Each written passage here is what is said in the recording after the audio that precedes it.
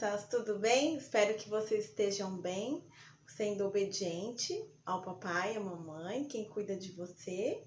E espero que você esteja cuidando da sua saúde, lavando bem as mãos, se alimentando bem, né? E fazendo as atividades que a mamãe e o papai pedem, né? Hoje a tia veio falar sobre uma história da Bíblia, mas antes eu queria que você fechasse seus olhinhos para a gente falar com o Papai do Céu. Feche seus olhos para a gente orar, falar com Ele. Feche seus olhinhos e fala assim, repete com a tia. Fala assim, Senhor Jesus, te agradeço porque o Senhor é muito bom. Senhor Jesus, eu te peço que o Senhor abençoe a minha família e todos os meus amigos. Senhor Jesus, eu te peço que o Senhor tire toda a doença que está no planeta. E te agradeço porque o Senhor está me protegendo. Muito obrigado. Em nome de Jesus, amém. Chegou a hora da nossa história, a história que está na Bíblia, que é a palavra de Deus. Mas antes, eu quero trazer para você um versículo que está na palavra de Deus. Fica em Salmos. Em Salmos 121. Salmo 121, na palavra de Deus, no primeiro versículo, fala assim, na minha versão da Bíblia. Elevo os olhos para os montes. De onde me virá o socorro? O meu socorro vem do Senhor, que fez o céu e a terra. O que quer dizer esse versículo, tia Karina?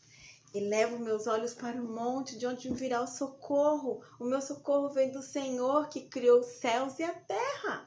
Então, em qualquer momento difícil, a gente tem que olhar para o alto, olhar para cima e saber que tem um Deus que cuida da gente, um Deus que criou os céus e a terra, um Deus que cuida de nós. Então, confie no Senhor e guarde esse versículo no seu coração. Há muito tempo atrás, lá no Egito, vivia o faraó. Ele era o governante, ele era o rei do Egito. E o faraó era um rei muito malvado, muito malvado. E dentro do Egito morava o povo de Deus, que eram os hebreus. Os hebreus eram escravos. Você sabe o que é escravo? Escravo é aquela pessoa que trabalha e não tem salário.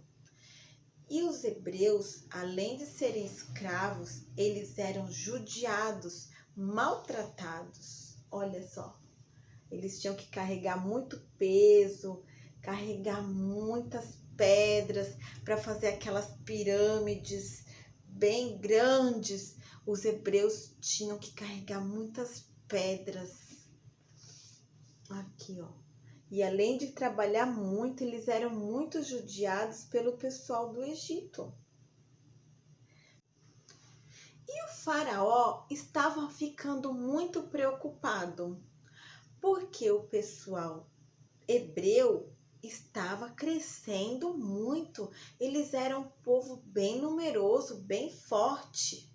Então, para tentar impedir que o povo hebreu crescesse mais ainda e se multiplicasse mais, Faraó fez um decreto para que todos os nenéns que nascessem, todas as crianças que nascessem do sexo masculino, os meninos, fossem mortos. Todas as crianças que nascessem menino teriam que morrer. E foi bem nessa época que nasceu Moisés. Porém, a Joquebede, a mãe de Moisés, ela escondeu seu bebê por 3 meses. Só que aí o bebezinho começou a chorar mais alto. Então, os vizinhos começaram a perceber que tinha um bebê naquele lugar. Então, a mamãe Joquebede foi direcionada por Deus a colocar o seu bebê num cestinho, assim como este, só que todo fechadinho, e colocar o seu bebê no rio Nilo. A irmã de Moisés, a Miriam, acompanhou aquele bebezinho que foi flutuando pelo rio Nilo, flutuando, e a Miriam, a sua irmã, acompanhando de longe o bebê, só observando. Foi quando Miriam percebeu que o bebê flutuando, chegou onde estava se banhando a filha do faraó. E aí, a filha do faraó ouviu aquele bebê, aquele choro, e começaram a ver de onde vinha. Então, ouvindo o choro de um bebê que vinha do rio, as suas criadas, as criadas da filha do faraó, foram ver de onde vinha e encontraram. E naquele momento, a filha do faraó se encantou com aquele bebê. Se encantou. E aí ela já passou a gostar dele, porque tudo era o plano do Senhor, era o plano de Deus. Porém, ela percebeu que o bebê era bem novinho, então ele precisava mamar. E o bebê estava chorando, já estava com fome, porque um bebê novinho chora de fome, mama toda hora. E aí ela ficou pensando, como que eu vou dar mamar para esse bebê? Então, Miriam, que estava de longe, só observando, olha ela aqui no cantinho, ó. Miriam estava observando de longe, pôde falar para a filha do faraó que conhecia uma mulher que tinha como amamentar o bebê. E aí a Miriam trouxe essa mulher para a filha do faraó conhecer, que nada mais era quem? Quem era essa mulher? A mãe do Moisés. A própria mãe do Moisés. Só que a filha do faraó não sabia. Então Moisés foi criado por um certo tempo pela sua própria mãe, até ele parar de amamentar, porque a filha do faraó não tinha como amamentá-lo. Quando mais ou menos por 3 anos de idade, ele passou a morar no palácio.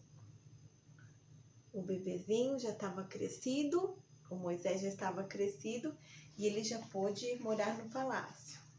E o mais importante, a Bíblia não é bem clara, mas dá de entender que o bebê foi instruído pela sua própria mãe, foi acariciado, recebeu os carinhos da sua própria mãe. E como é gostoso a gente estar com a nossa mamãe, poder mamar, né, na mamãe, fazer carinho na mamãe e receber as instruções da mamãe, né? A mamãe ama muito cada criança, cada filhinho, por isso é importante obedecer a mamãe, obedecer o papai, porque isso é da vontade de Deus, isso é da vontade do Papai do Céu para a nossa vida, que a gente seja obediente aos nossos pais. Por isso, crianças, sejam obedientes ao seu papai, à sua mamãe ou quem cuida de você, porque assim você vai estar sendo mais feliz e fazendo Deus feliz. Com essa história, nós podemos ver que Deus cuidou de Moisés nos mínimos detalhes. O nosso Deus não permitiu que Moisés morresse, não permitiu que ele morresse nem no nascimento e nem naquele rio perigoso. E ainda por cima, ele foi criado num ambiente onde mais lá na frente, que nós vamos ver em outra lição, ele pôde salvar o seu povo que estava sendo judiado. E também, para os papais, eu tenho 2 versículos para o papai e para a mamãe. Um fica em Salmos 127, versículo 3, que diz assim: os filhos são herança do Senhor, uma recompensa que Ele dá. E o outro versículo está em Provérbios 22, versículo 6, que diz assim: ensina a criança no caminho em que deve andar, e ainda quando for velho, não se desviará dele. Porque é muito importante ensinar a criança no caminho de Deus, de acordo com a palavra de Deus. E para que o papai e a mamãe possam ensinar na palavra de Deus, tem que também conhecer a palavra de Deus. Por isso a importância do papai e a mamãe também ler a Bíblia, também conhecer o que tá escrito e saber qual é a vontade de Deus para poder ensinar para os seus filhos. E esses 2 versículos eu queria deixar para o papai e para a mamãe, e sempre que vocês puderem, instrua o seu filho no caminho certo. Não perca nenhuma oportunidade de estar abraçadinho, de estar fazendo carinho, de estar ensinando o seu filhinho, né? De acordo com a palavra. Um grande beijo, fiquem com Deus.